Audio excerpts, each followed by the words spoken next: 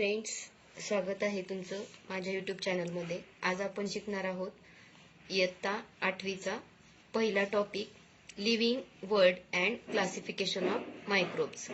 आता मागच्या इयत्तेमध्ये आपल्याला क्लासिफिकेशन ऑफ मायक्रो ऑर्गॅनिझम हा शब्द गेला होता, तर त्याच्यामध्ये आपल्याला बायोलॉजिकल क्लासिफिकेशन याची पण डेफिनेशन आपण पाहिली होती. तर आपण रिकॉल करूया, बायोलॉजिकल क्लासिफिकेशन म्हणजे नेमकं काय किंवा क्लासिफिकेशन म्हणजे नेमकं काय. तर क्लासिफिकेशनची डेफिनेशन आपल्याकडे आहे, इथं बघूया आपण. The classification of organism into kingdom animalia and kingdom plantae depending upon basic similarities and differences, further groups and sub groups are form. This is called hierarchy for classification of living organism. म्हणजे firstly आपण काय करायचंय, तर आपण recall करायचंय, म्हणजे नेमकं मागच्या वर्षी आपण कुठपर्यंत शिकलो होतो ते पाहायचंय. तर फर्स्ट क्वेश्चन आपल्याला विचारला आहे असा, what is the hierarchy for classification of living organism. बरोबर. त्यानंतर सेकंड क्वेश्चन विचारला आहे इथं आपल्याला, who invented binomial system of nomenclature. म्हणजे काय, तर बायनॉमियल सिस्टीम जी आहे नॉमिनिक्लेचरची ती कोणी शोधून काढली. तर सायंटिस्टचं नाव आहे कार्ल लिनियस. यांनी काय केलेले, बायनॉमियल सिस्टीम ऑफ नॉमिनिक्लेचर ही शोधून काढलेली आहे. म्हणजे आन्सर कसं सांगता येईल आपल्याला, Carl Linnaeus invented the binomial system of nomenclature. Then third question आपल्याला इथं विचारलाय पहा, which levels of hierarchy are considered while writing the name in binomial nomenclature. म्हणजे बायनॉमियल नॉमिनिक्लेचर ही जी सिस्टीम आहे त्याच्यामध्ये नेमकी ती कशी आहे बायनॉमियल नॉमिनिक्लेचर सिस्टीम. म्हणजे बायनॉमियल नॉमिनिक्लेचर या सिस्टीम मध्ये आपल्याला कोणत्या आणि किती लेवल्स सांगितले आहेत त्यांनी त्याच्यामध्ये. तर त्याच्यामध्ये आपल्याला टोटली म्हणजे किती आहेत, kingdom, phylum, class, order, family, genus and species या लेवल्स त्याच्यामध्ये आपल्याला आपण पाहिलेले आहेत मागच्या इयत्तेमध्ये. तर आता हे तुम्हाला म्हणजे आपण काय केलं, मागच्या वर्षी जे शिकलेलो आहे त्याची आपण रिव्हिजन केली. आता नेक्स्ट आपण काय शिकणार आहोत या टॉपिकमध्ये, biodiversity and need of classification. तर बायोडायव्हर्सिटी आणि ही नीड ऑफ क्लासिफिकेशन काय आहे, क्लासिफिकेशनची गरज काय आहे, हे आपल्याला आता या टॉपिकमध्ये पाहायचं आहे. आता पाहूया आपण. Last year we learn that all the living organism on earth have adapted according to geographic region, food ingestion, defense, etc. While adapting, many differences are observed in the organisms of same species too.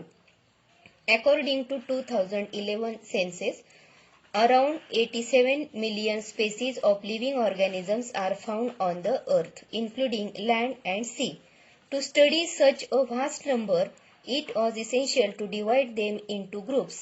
So groups and subgroups were created considering the similarities and differences among the living organism.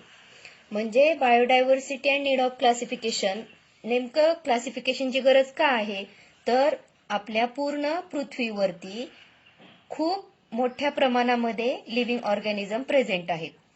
म्हणजे आपल्या या पृथ्वी तलावरती म्हणजे पृथ्वीवरती आणि पाण्यामध्ये पण जे काही लिव्हिंग ऑर्गॅनिझम प्रेझेंट आहेत त्यांचं क्लासिफिकेशन करणं अवघड आहे, म्हणजे त्यांना ओळखणं अवघड आहे. त्याच्यामुळे आपण त्यांना वेगवेगळ्या ग्रुप्स आणि सब ग्रुप्स मध्ये ठेवण्यासाठी ही क्लासिफिकेशनची गरज आहे. बरोबर.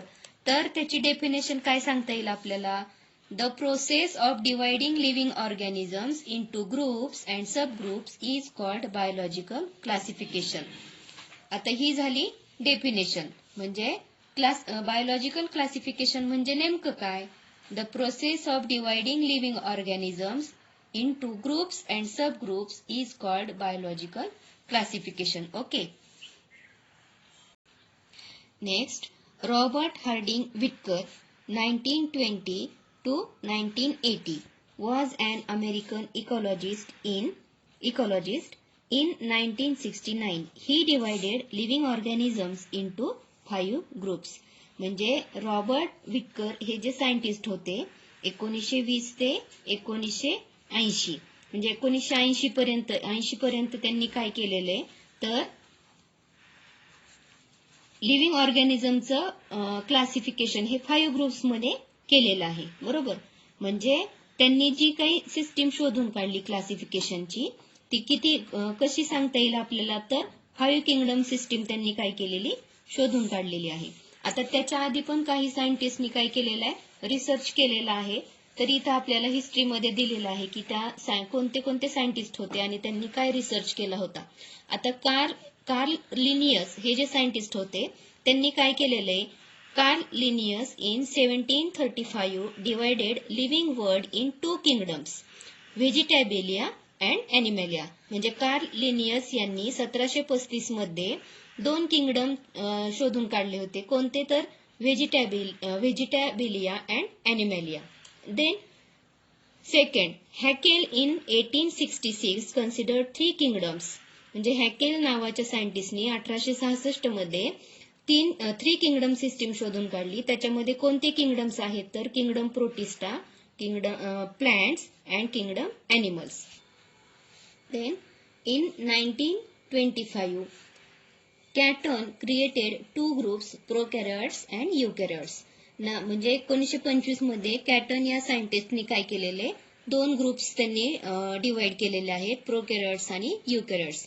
Then in 1938 Copeland divided living organisms into 4 groups. म्हणजे कोपलँड या सायंटिस्टनी ऑर्गॅनिझमचं डिवायडेशन 4 किंगडम मध्ये केलेलं आहे. कोणते आहेत, तर Monera, protista, plants and animals. म्हणजे हे जे सगळं हिस्ट्री दिलेली आहे ते हिस्ट्रीमध्ये काय केलेलं आहे की कोणत्या कोणत्या सायंटिस्टनी कसं कसं डिवायडेशन केलेलं आहे ऑर्गॅनिझमचं, ते आपण याच्यामध्ये पाहिलेलं आहे. सगळं झाल्यानंतर या हिस्ट्री नंतर हे जे घडलेलं आहे पुढे, रॉबर्ट हार्डिंग विटकर यांनी 1980 मध्ये ही 5 किंगडम सिस्टीम काय केलेली, शोधलेली आहे. तर 5 किंगडम सिस्टीम मध्ये आता 5 किंगडम सिस्टीम हे क्लासिफिकेशन कसं झालेलं आहे, तर for this classification Whittaker considered following criteria. म्हणजे हे क्लासिफिकेशन करण्यासाठी विटकर या सायंटिस्टनी काय केलेलं आहे, हा पुढील प्रमाणे क्रायटेरिया वापरलेला आहे. म्हणजे काही त्यांनी निकष वापरलेले आहेत. तर कोणते आहेत ते निकष, तर फर्स्ट आहे बघा, कॉम्प्लेक्सिटी ऑफ सेल स्ट्रक्चर. त्याच्यामध्ये म्हणजे सेलचं स्ट्रक्चर कसं आहे, प्रोकॅरियोटिक आहे का युकॅरियोटिक आहे, हे त्यांनी त्याच्यामध्ये म्हणजे पहिला त्यांनी ऑप्शन वापरलेला आहे. त्यानंतर सेकंड आहे कॉम्प्लेक्सिटी ऑफ ऑर्गॅनिझम. म्हणजे तो ऑर्गॅनिझम कसा आहे, युनिसेल्युलर आहे का मल्टीसेल्युलर आहे. त्यानंतर थर्ड आहे मोड ऑफ न्यूट्रिशन. म्हणजे त्यांचं न्यूट्रिशन कसं आहे नेमकं. आता प्लांट्स असतील तर त्यांना काय म्हणले, ऑटोट्रॉपिक आणि फोटोसिंथेटिक असतात, बरोबर. म्हणजे plants are photosynthetic organism. Then fungi, saprophytic absorption from dead organism. म्हणजे फंजा जे असतात त्यांना आपण सॅप्रोफायटिक म्हणतो. कारण का, तर ते फूड न्यूट्रिशनचा सोर्स त्यांचा कसा आहे, they absorb food from dead organism. Then animals, heterotrophic and ingestive. Okay. Then fourth जे वापरलेला आहे क्रायटेरिया त्यांनी, तो लाईफस्टाईल. लाईफस्टाईल काय आहे बघा, आता plants are producers, animals are consumers and fungi are decomposers. म्हणजे काय नेमकं, तर प्लांट्सला प्रोड्युसर म्हटलेले because plants produces their own food material. Then ॲनिमल्सला काय म्हणतो आपण, कंझ्युमर म्हणतोय because animals are depends on the producer for their food. Then fungi are decomposer. आता 5वा जो क्रायटेरिया आहे त्याच्यामध्ये आपण काय पाहतोय, तर फायलोजेनेटिक रिलेशनशिप. फायलोजेनेटिक रिलेशनशिप म्हणजे काय, तर वर्गानुवंशिक सहसंबंध.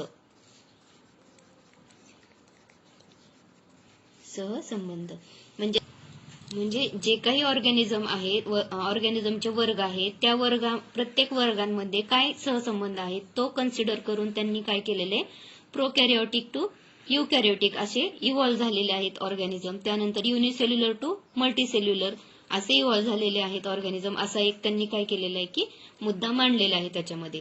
आता आपल्याला याचं काय करायचं, तर ट्री डायग्राम पाहिजे. म्हणजे R.H. विटकर यांनी हा क्रायटेरिया वापरून कसं क्लासिफिकेशन केलेले ऑर्गॅनिझमचं, तर 5 किंगडम सिस्टीम ऑफ क्लासिफिकेशन, बरोबर. मग त्याच्यामध्ये त्यांनी काय केलेले, लिव्हिंग ऑर्गॅनिझम फर्स्टली काय केले, लिव्हिंग ऑर्गॅनिझम. त्यानंतर living organisms are divided into two, prokaryotes and eukaryotes. Then prokaryotes are unicellular. Okay. Then unicellular मध्ये एकच किंगडम आहे, किंगडम मोनेरा. बरोबर. त्यानंतर युकॅरियोट्स जे आहेत, युकॅरियोट्सचं परत काय केलेलं आहे, युनिसेल्युलर अँड मल्टीसेल्युलर असे 2 टाइप्स आहेत. बरोबर. म्हणजे युकॅरियोटिक जे ऑर्गॅनिझम आहेत त्याच्यामध्ये काही युनिसेल्युलर आहेत आणि काही मल्टीसेल्युलर आहेत. तर युनिसेल्युलर ऑर्गॅनिझम कोणते आहेत, तर त्यामध्ये किंगडम प्रोटिस्टा येतो. बरोबर. त्यानंतर मल्टीसेल्युलर ऑर्गॅनिझम जे आहेत त्याच्यामध्ये 3 किंगडम आहेत. कोणते आहेत तर बघूया आपण. किंगडम थर्ड आहे तो फंजा आहे, त्यानंतर किंगडम फोर्थ आहे प्लॅन्टी आणि किंगडम फिफ्थ आहे तो ॲनिमॅलिया. तर हे जे 3 किंगडम्स आहेत लास्टचे, फंजा, प्लॅन्टी आणि ॲनिमॅलिया, तर याचे काही थोडक्यात कॅरेक्टरिस्टिक इथं आपण पाहूया. आता फंजा जे आहेत ऑर्गॅनिझम त्याच्यामध्ये सेल वॉल प्रेझेंट असते, but organisms can't perform photosynthesis. म्हणजे फंजामध्ये सेल वॉल प्रेझेंट असते पण ते ऑर्गॅनिझम फोटोसिंथेसिस ही प्रक्रिया परफॉर्म करत नाही. त्यानंतर किंगडम फोर्थ जो आहे तो प्लॅन्टी आहे. तर प्लॅन्टी म्हणजे नेमकं त्याच्यामध्ये काय कॅरेक्टरिस्टिक असतात तर सेल वॉल प्रेझेंट आहे, cell wall present and organism can perform photosynthesis. म्हणजे प्लॅन्टी किंगडम मध्ये जे काही प्लांट्स आहेत ते सर्व काय करतात तर फोटोसिंथेसिस ही प्रोसेस परफॉर्म करतात. त्यानंतर 5 किंगडम जो आहे तो ॲनिमॅलिया. तर याच्यामध्ये ॲनिमॅलिया किंगडम जो आहे त्यामध्ये काय असते तर सेल वॉल ही अब्सेंट आहे, म्हणजे no cell wall is there. Okay. म्हणजे ही आपण काय पाहिलं आहे आतापर्यंत तर 5 किंगडम सिस्टीम ऑफ क्लासिफिकेशन. आता इथपर्यंत तुम्हाला समजलं असेल आणि माझा हा व्हिडिओ तुम्हाला आवडला असेल तर नक्की शेअर करा, लाईक करा आणि पुढच्या व्हिडिओमध्ये आपण बघूया या किंगडम बद्दल जे कॅरेक्टरिस्टिक आहेत त्याची माहिती आपण या पुढच्या व्हिडिओमध्ये घेऊया. आणि माझं व्हिडिओ लेक्चर तुम्हाला जर आवडलं तर माझ्या चॅनलला सबस्क्राईब करा.